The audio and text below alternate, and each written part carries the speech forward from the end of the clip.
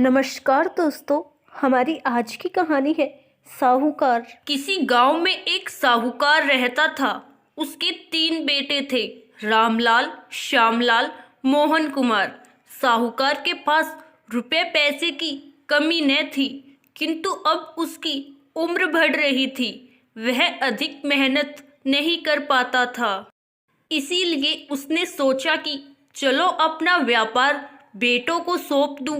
साहूकार चाहता था कि उसका धन गलत हाथों में पड़कर बर्बाद न हो जाए। इसीलिए उसने अपने बेटों की परीक्षा लेने का मन बनाया। उसने बातों बातों में कहा, ईश्वर तो सब जगह रहता है, वह तुम्हारी रक्षा करेगा।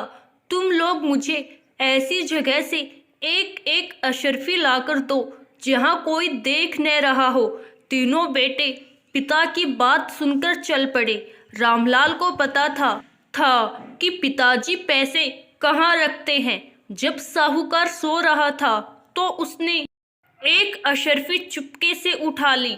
इस तरह श्यामलाल ने माँ की संदूकची में से अशर्फी चुराई, लेकिन मोहन को पिता की बात भूली न गई थी। उसने सोचा, पिताजी ने कहा था कि ईश्वर सब जगह रहता है, फिर तो वह मेरी चोरी देख लेगा। उसने कहीं से भी अशर्फी नहीं ली। दोनों भाइयों ने बड़ी शान से अपनी अक्लमंदी पिता को बताई। जब मोहन ने अपनी बात बताई तो साहूकार ने उसे गले से लगा लिया। मोहन पिताजी की परीक्षा में खरा उतरा। फिर साहूकार ने तीनों बेटों को एक एक रुपया देकर कहा, जाओ ऐसा खरा सौदा करना कि माल से कमरा भर जाए। पहला बेटा रामलाल बाजार गया। बहुत दिमाग लड़ाने के बाद उसने 1 रुपये का भूसा खरीद लिया। भूसे को फैलाकर कमरे में बिखेर दिया। कमरा भर गया। अपने उत्साह में उसने राह में बैठे भूखे भिखारी को लात मार दी। श्यामलाल को भी राह में वही भिखारी मिला। उसे भी खरा सौदा करने की जल्दी थी। उसने भिखारी को दुत्कार दिया, 1 रुपये की रुई खरीदी और बैलगाड़ी में लदवाकर घर ले गया। कमरे में रुई ठूस दी, उसका कमरा भी लद गया। मोहन ने पहले भिखारी को खाना खिलाया और फिर मोहन ने बचे हुए पैसों से एक माचिस व मोमबत्ती खरीद ली।